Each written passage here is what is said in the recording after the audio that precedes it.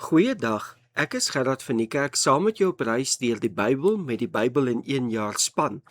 Vandag het ons die voorreg om Numeri 16 te lees. En hier word die opstand van Korag, Datan en Abiram en dan nog 250 leiers van Israel teen Moses en Aaron beskryf.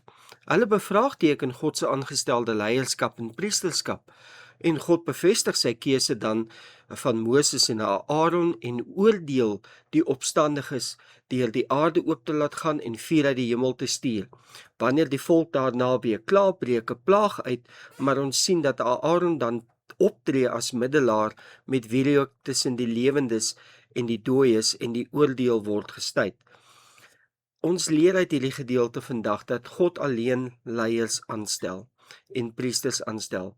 Hy verwerp hoogmoed en opstand, maar voorsien genadiglik 'n middelaar wat tussen hom en die volk kan staan. En Numeri 16 vers 48 is my die sleutelvers in hierdie teks. En die hy na wie hier verwys word is Aaron, en hy het gaan staan tussen die dooies en die lewendes en die plaag het opgehou. Ek wil graag 'n paar enkele gedagtes met jou deel aangaande die teksgedeelte. Eerstens, opstand teen God se gesag is ernstig.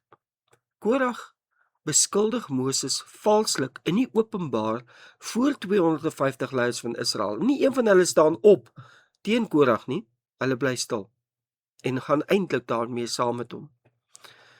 En ons sien hier Korag en sy volgelinge het nie bloot net teen Moses en Aaron gerebelleer nie, maar hulle teen die Here gerebelleer oor wie God aangestel het om oor hulle te wees.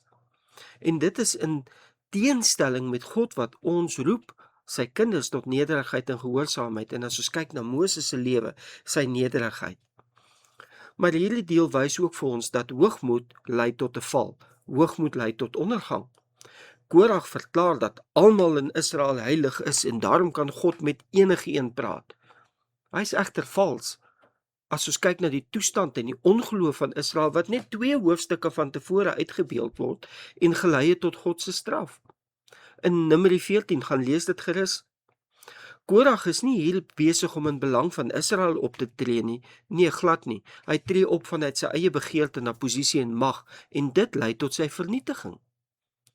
Neem in ag dat hy met sy gedrag toon dat hy nie die reeds bevoorregte posisie waardeer en respekteer vir die diens wat God hom voorgeroep het nie. Hy waardeer nie die roeping wat God oor sy lewe het en die diens wat hy het. En dit was om die priesters te dien en om te sien na die heilige artikels van die tabernakel. So hy wil Moses se roeping hê en hy wil die situasie misbruik om daarop uit te kom. En dan kyk ons na Datan en Abiram ook. Die 2 manne misken Moses se gesag deur te weier om na hom toe te gaan toe hy hulle roep. Hulle houding is een van rebellie. Ons sal na God luister, maar nie na Moses nie. Klink dit bekend? Ons sal na God luister, maar nie na die pastoor nie. Moses is die aangestelde leier en hulle beskuldig Moses valslik. Ons lees hier dat Moses baie kwaad geword het en regmatig so.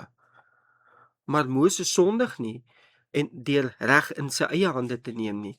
Hy vertrou God en laat die rebellie vir God om mee te deel. Ons verkeer onder die wanindruk soms dat ons nie mag kwaad word nie.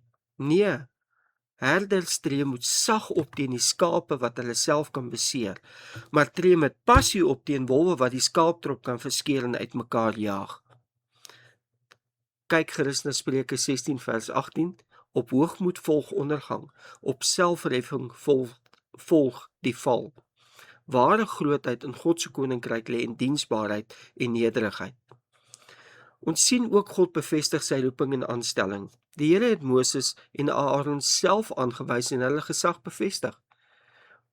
Maar dink net vir 'n oomblik, Moses en Aaron staan daar met 250 leiers van die gemeente plus nou nog die manne in die teenwoordigheid van die volk. Die hele volk staan daar en kyk. En dank die Here, sy besluite word nie bepaal deur die populariteit van die sogenaamde leiers en die getalle van die sogenaamde leiers nie. Die roeping en bediening is gawes van God en word nie gebou en gebaseer en gevestig op menslike ambisies nie. Ek wil iets met jou deel wat my ook opval rondom Moses se hart as herder vir die volk. Hy tree in dat God nie almal vernietig nie. En God laat die volk dan wegstaan van Korag, Datan en Abiram.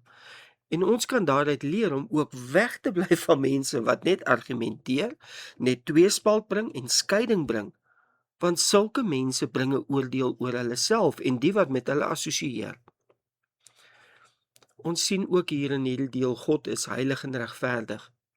God se oordeel oor die opstandiges toon dat God sonde en rebellie ernstig opneem. Laat my dink aan Galasiërs 6 vers 7 wat daar sê, moenie julleself mislei nie. God laat nie met hom spot nie, wat 'n mens saai, dit sal hy ook oes. God se genade vanuit sy liefde vir ons as mense kanselleer nooit sy heiligheid en geregtigheid uit nie. Daarom het ons 'n middelaar nodig om vir ons in te staan vir ons sonde, want ons kan nie vir ons sonde betaal nie. En God voorsien hier as 'n Jesusbeeld deur Aaron, 'n middelaar tussen hom en die volk en die plaag wat Aaron dan tussen die lewendes en die dooies gaan staan het en ingetree het met die vuur van die altaar en die plaag is gestuit. Ons het 'n middelaar nodig om versoening met God te bring.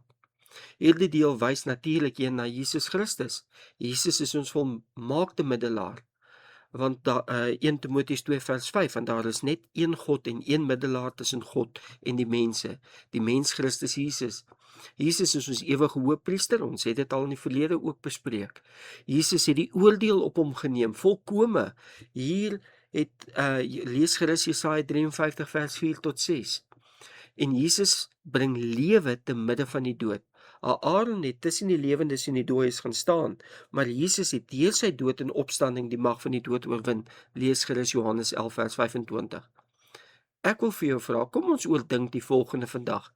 Eerstens op 'n persoonlike vlak. Is ek en jy hoogmoedig? Is ons jaloers teenoor ander mense? Het ons 'n opstandige of 'n rebelse gees? Kom ons erken opnuut dat alle gawes, alle roepings, alle posisies kom van God af. En kom ons vertrou Jesus Christus as ons enigste middelaar. Maar kom ons dink ook oor hoe ons rol vervul in die gemeente van Christus, in die liggaam, in die gemeente. Respekteer ek en jy God gegewe leierskap? Of kritiseer ons net? Saai ons tweespalt? Dien ek en jy met nederigheid eerder as met selfverheffing? Streef ons na eenheid in waarheid eerder as verdeeldheid? En dan onthou, God is heilig en regverdig. Kom ons wees dankbaar opnuut vir die versoening wat Christus Jesus vir ons bewerk het. En kom ons vind veiligheid in die voorbinding en die intersessie van Jesus Christus, my en jou hoëpriester. Onthou, God weerstaan die hoogmoedige, maar hy gee genade aan die wat in nederigheid op sy aangestelde middelaar Jesus Christus vertrou. Groete en seënwense vir jou dag.